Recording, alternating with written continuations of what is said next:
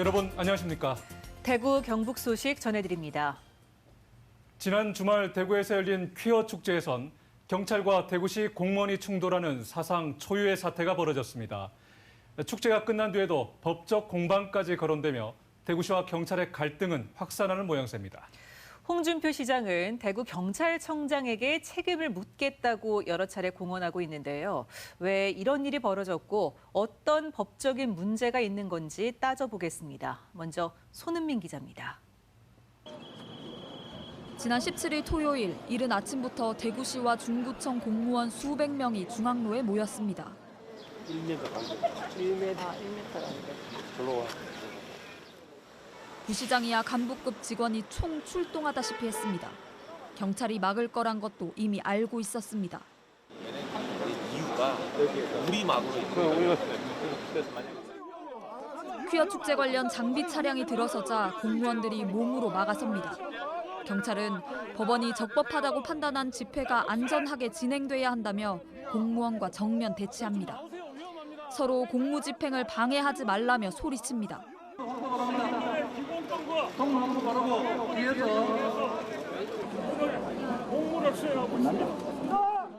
저희들은 저희가 해야 될 고유 업무를 해야 되는 겁니다. 그래서 몰아붙이는 그런 말씀하지 마세요. 시민들도 두 편으로 나뉘었습니다.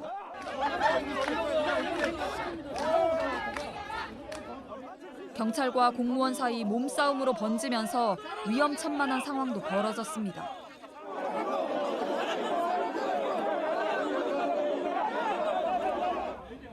1시간여 대치가 이어지다 홍준표 시장이 나타나고서야 상황은 종료됐습니다. 우리 들어가시오. 이제 모든 것에 사태 책임은 대구 경찰청장이 져야 돼. 우리가 이제 책임이 없다. 우리는 시민들에 대한 공무원들의 의무로 이 시간부터 다 했습니다. 됐습니다.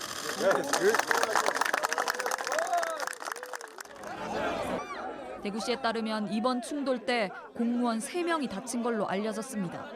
홍 시장은 SNS를 통해 특수 공무집행 방해 치상죄에 해당할 수 있다며 이번 사태에 대해 대통령실에도 강력하게 항의했다고 밝혔고 법제처에 유권 해석을 의뢰하고 경찰청장에 책임을 묻겠다고 말했습니다. 대구 경찰은 안전사고가 예견된 상황에서 통상적인 집회 관리를 했다며 법제처 해석을 기다려보겠다는 입장입니다. MBC 뉴스 손은민입니다. 네, 이렇게 경찰과 공무원이 이례적으로 충돌하게 된 건 대구시와 경찰이 법 해석을 서로 다르게 하고 있기 때문입니다. 대구시는 불법 도로 점용, 경찰은 정당한 집회의 자유라고 주장하면서 법적 다툼으로도 비화될 조짐입니다. 어느 쪽 주장이 더 일리가 있는지 판단해 보시죠. 계속해서 김은혜 기자입니다. 홍준표 시장은 퀴어 문화축제를 제한했어야 한다는 입장을 고수하고 있습니다. 집회에 허가를 받았을 뿐 도로 점용은 불법이라고 주장합니다. 국민의 자유와 권리는 질서 유지, 공공복리를 위해 제한될 수 있다는 헌법 제37조 2항과 주요 도시의 주요 도로에서의 교통소통을 위하여 금지, 제한할 수 있다는 집회 및 시위에 관한 법률 시행령 12조를 근거로 들고 있습니다. 대중교통 전용지구를 포함한 중앙대로가 집회 시위 제한 구역으로 명시돼 있다고 주장합니다. 경찰은 홍 시장 주장을 정면으로 반박하고 있습니다. 홍 시장이 언급한 집시법 시행령 12조에는 심각한 교통불편을 줄 우려가 있으면 금지할 수 있다고 돼 있을 뿐 금지가 아니라는 겁니다. 이 조항에 따라 주요 도로인 중앙대로에서 집회가 금지된 사례는 없었습니다. 지난달 중순 역시 주요 도로인 달구벌대로 일대에서 2,000명가량 참석한 이슬람 사원 건립 반대 집회 또한 2개 차로를 막고 열렸지만 집회 제한은 받지 않았습니다. 서울행정법원에서는요, 그 주요 도시와 주요 도로에서의 집회라고 하더라도 헌법상 보장되는 집회 자유는 어느 정도는 일반인들에게 교통소통을 저해할 수 밖에 없다. 이런 점을 지적하면서 주변 교통소통이 심각하게 저해되는 경우에만 할 수 있다. 이렇게 보수적으로 판단한 바 있거든요. 법원의 퀴어 축제 금지 가처분 신청 기각 등 법원 판단에 대해서도 서로 다른 해석을 하고 있습니다. 홍 시장은 집회 자유를 제한하지 않은 것일 뿐 불법 도로 점거는 대구시가 막을 권리가 있다고 주장하고 있습니다. 경찰은 가처분 신청이 기각됐을 뿐 아니라 적법한 집회 시 도로 사용을 불법으로 볼 수 없다는 판례도 있다며 대립하고 있습니다. 법원 판례에 따르면 적법한 집회의 경우 도로 점용 허가를 받지 않은 행위라도 형사법, 행정법 영역에 정당한 사유로 인정하고 있어서 경찰서에서는 적법한 집회 신고로 인정한 것입니다. 집시법 3조에 의해서 집회를 보호해야 될 의무 조항이 있습니다. 홍준표 대구시장은 법제처 해석을 받은 뒤 경찰에 법적 대응을 하겠다고 밝혔습니다. 퀴어 축제 주최 측도 정당한 집회를 방해한 홍준표 대구시장 등을 고소, 고발할 방침입니다. 퀴어 축제에 대한 찬성과 반대가 첨예하게 엇갈리는 가운데 도로까지 나온 축제가 정당하냐 아니냐를 두고 대구시와 경찰이 정면 충돌하며 법적 다툼으로까지 확산하고 있습니다. MBC 뉴스 김은혜입니다. 더불어민주당은 논평을 내고 홍준표 대구시장은 대구경찰청장 공격을 즉각 중단하라 촉구했습니다. 경찰 공무원은 적법한 집행을 하고도 어떻게 불이익을 받는지 지켜보거나 황당한 인사 조치를 볼 것이라며 홍 시장의 대구경찰청장 공격이 도를 넘고 있다고 주장했습니다. 윤석열 정부와 국민의힘을 향해서 쓴소리하지만 본인의 대구 행정은 아무런 반대를 허용하지 않고 있다며 전임 시장의 혜택만 챙기고 있으며 어떤 것은 트랙터 행정으로 갈아엎고 있다고 비판했습니다. 대구 참여연대는 대구시가 낸 달성군 가창면의 수성구 편입 동의안에 대해서 대구시 의회가 유보하고 더 깊이 숙고할 것을 촉구했습니다. 행정기관의 검토, 주민 의견 조사와 설명회 등의 과정을 거쳤다고 하지만 중차대한 문제의 결정 과정으로는 턱없이 부족하고 급하게 결정해야 할 중대한 상황이 있는 것도 아니라고 지적했습니다. 달성군과 달성군 의회가 반대하고 있고 가창면 주민들의 찬반 의견이 분분하며 합의된 공론이 형성된 것도 아니라며 권위적으로 추진돼서는 안 된다고 덧붙였습니다. 지난해 9월이죠. 태풍 흰남노가 몰아치면서 경북 포항에선 10명이 숨지고 제철소까지 침수돼 특별 재난지역으로 선포됐습니다. 이후 10달이 다 돼가는데도 하천 복구공사는 첫 삽도 뜨지 못하고 있습니다. 납득하기 힘든 이런 상황은 전국 어디나 비슷하다고 합니다. 현행 쇠 복구 시스템으로는 착공까지만 보통 1년 이상 걸리기 때문입니다. 장성훈 기자 보도합니다. 태풍 흰남노 때 하천이 범람해 물바다로 변한 포항시 오천읍. 한 아파트에선 지하 주차장이 침수되면서 주민 7명이 목숨을 잃는 참사가 발생했습니다. 포항제철소까지 침수돼 창사 이래 처음으로 공장 가동이 전면 중단됐고 포항시는 특별 재난지역으로 선포됐습니다. 참혹한 물난리를 겪은 지 9개월이 지난 지금 일대 아파트들은 지하 주차장 입구마다 물이 들어차는 것을 막기 위해 차수판을 달았습니다. 포항제철소도 입구 쪽에 대형 차수문과 담장을 따라 2m 높이의 차수벽 1.9km를 설치했습니다. 민간 차원의 자구 조치들이 마무리되는 것과 달리 인접한 범람 하천에 대한 복구는 하세월입니다. 수해 직후 유실된 제방 곳곳에 쌓아둔 대형 모래주머니는 처음 그대로입니다. 상당수는 찢어지고 터져 비가 많이 내리면 언제 무너질지 모릅니다. 수변 시설은 아직도 파손된 채 방치돼 있고 물길 확보를 위한 임시 준설 작업도 하지 않았습니다. 지금 한 개도 지금 복구가 안 돼 있고 지금 임시 방편적으로 돼 있어서 혹시라도 비가 오면은 저런 임시 방편적인 시설은 금방 휩쓸려 가버리니까네. 복구공사 안내문이 이제야 내걸렸지만 어디에도 공사를 하는 모습은 보이지 않습니다. 주민들은 지난해의 트라우마로 인해 가뜩이나 불안한데 2025년 완료 예정인 복구공사를 아직도 시작조차 않고 있다며 불만을 터뜨립니다. 주민들이 봤을 때는 방치입니다. 그런데 비는 일기예보에서 계속 올해 태풍하고 장마에 대해서 강조를 하시니 주민들은 계속 불안합니다. 주민들이 비가 오면 우산을 챙기기보다 냉천을 먼저 쳐다봅니다. 하천을 관리하는 경상북도는 포항 냉천 규모의 수해 복구는 피해 조사와 설계, 환경 영향평가 등의 절차를 거쳐 착공하기까지 보통 1년 이상 걸린다며 어쩔 수 없다는 입장입니다. 설계하고 행정 절차 때문에 이게 좀 부득이하게 그렇게 갈 수밖에 없는 시스템입니다. 행정 절차를 좀 간소화시켰으면 좋겠다 이런 그거는 있죠. 전국적으로 늑장 복구가 관행이 된 가운데 복구 공사 과정에서의 2차 피해 등 부작용이 커지면서 행정 절차를 간소화하고 공사기간 단축 방안을 마련해야 한다는 지적입니다. 설계 따로 시공 따로 하는 것이 아니라 설계와 시공을 동시에 하는 터nkey 방법이 좋을 것 같습니다. 그러려면 건설업에 관련되는 시행령이나 시행규칙이 개정이 돼야 되고 늑장복구의 오랜 관행을 개선하는 일이야말로 기후위기 시대에 가장 확실한 수해 대비책 가운데 하나입니다. MBC 뉴스 장성훈입니다. 올해도 낙동강의 녹조가 심상치 않습니다. 지난 주말 대구에 올해 들어 첫 폭염주의보가 내려지는 등 무더위가 이어지자 녹조 발생량이 폭발적으로 늘고 있습니다. 지금처럼 낙동강 보수문을 닫아준다면 최악의 상황이 올 수 있다는 경고까지 나오고 있습니다. 보도에 박재형 기자입니다. 낙동강이 거대한 녹조 덩어리로 뒤덮였습니다. 빈틈을 찾아볼 수 없어 녹조 라떼를 넘어 녹조 곤죽, 녹조 밭을 연상시킬 정도입니다. 실제 지난주 강정 고령부에서 뜬 물의 남조류 세포수는 1ml당 5,851개, 일주일 전 166개보다 무려 35배가량 급증했습니다. 이제 앞으로 계속 날씨가 작년 대비해서 올라갈 것 같다고 해서 저희도 아마 이번 주부터 조류 경보가 발령될 수도 있지 않을까요? 환경단체는 6월 중순에 이런 상황이라면 최악의 녹조가 발생한 2018년을 능가할 수 있다며 걱정하고 있습니다. 예년보다 높은 기온이 예상되는 데다 오랜 기간 수문이 꽉 막힌 탓에 갈수록 심각해질 것이란 전망입니다. 강이 보로 막힌 지가 횟수가 10년이 넘었습니다. 계속 횟수가 더해갈수록 양상이 심해집니다. 낙동강 수상 레포츠 시설을 운영하고 있는 달성군에는 이용자 건강을 위협하는 위험천만한 행위라며 멈출 것을 촉구했습니다. 환경부는 낙동강변 야적 퇴비를 관리하고 취수구 주변의 정수 처리와 수질 검사를 강화하는 등 녹조 종합 관리 대책을 내놨습니다.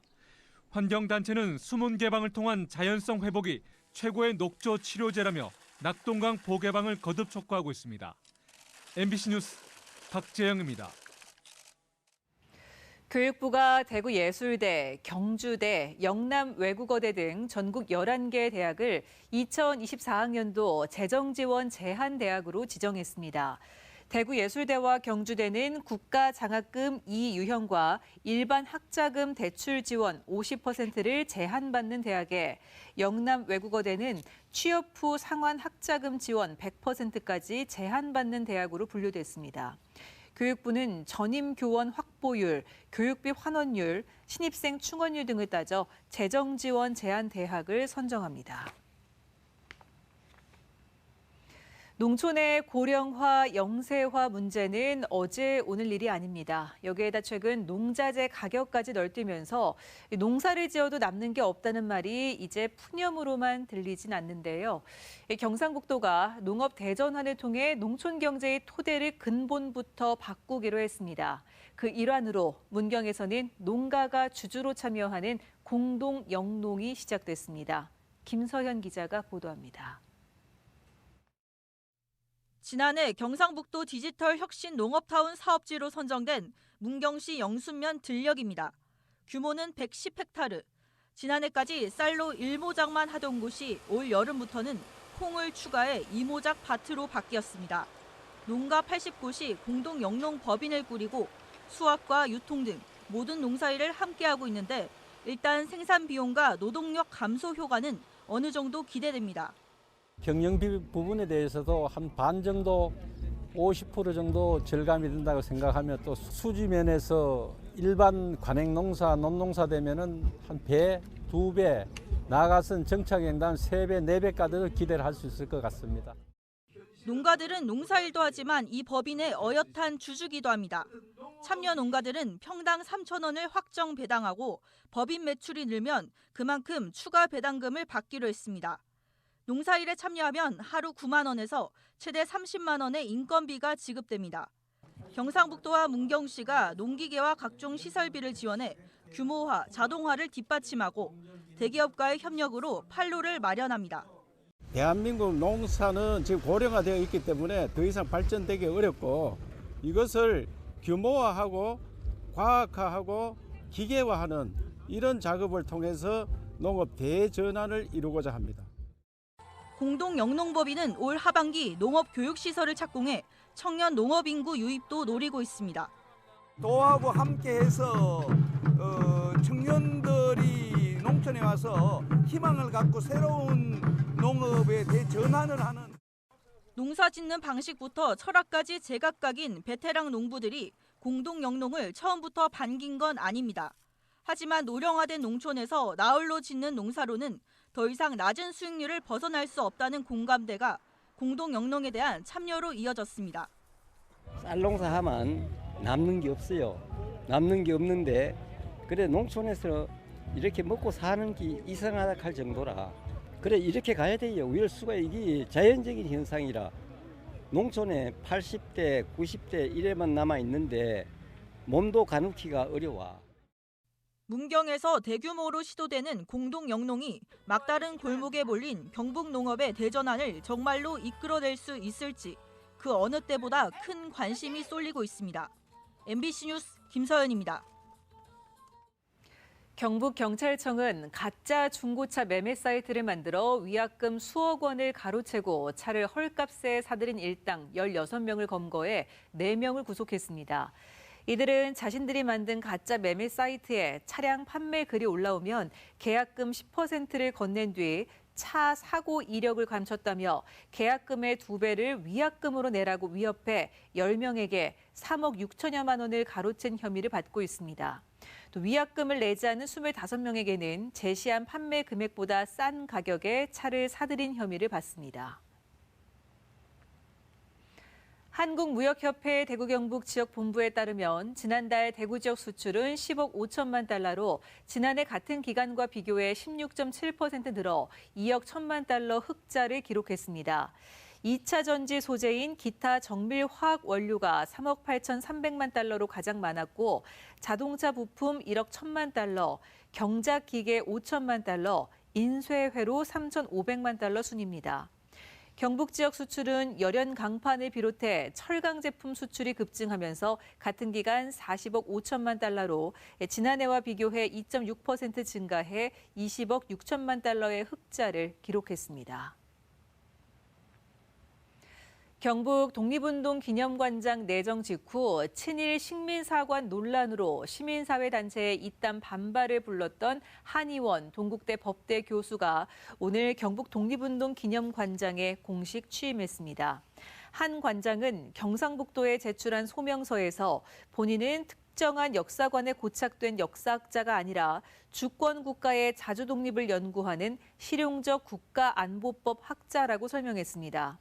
경상북도는 신임 관장이 제출한 의견서를 검토한 결과 결격 사유가 없다고 확인돼 임명한다고 밝혔습니다.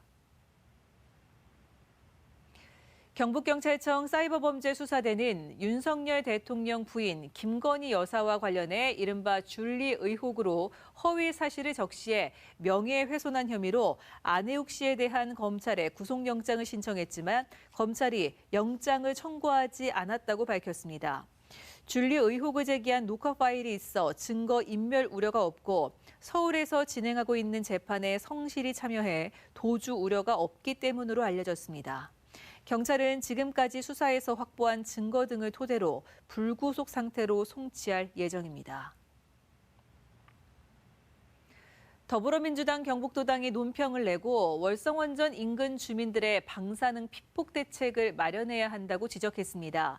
원전 반경 5km 이내 주민 960명 가운데 77%인 739명에게서 삼중 수소가 검출됐는데 최고 피폭자는 342 베크럴/리터에 이르고 100 베크렐 이상 검출된 주민도 20명이나 돼 문제가 심각하다고 밝혔습니다. 또 주민들의 체내 삼중 수소 농도는 월성원전과 주거지가 가까울수록 거주 기간이 길수록 높게 나타나 피폭량과 관련성이 있는 것으로 보인다며 관련 대책이 시급하다고 주장했습니다.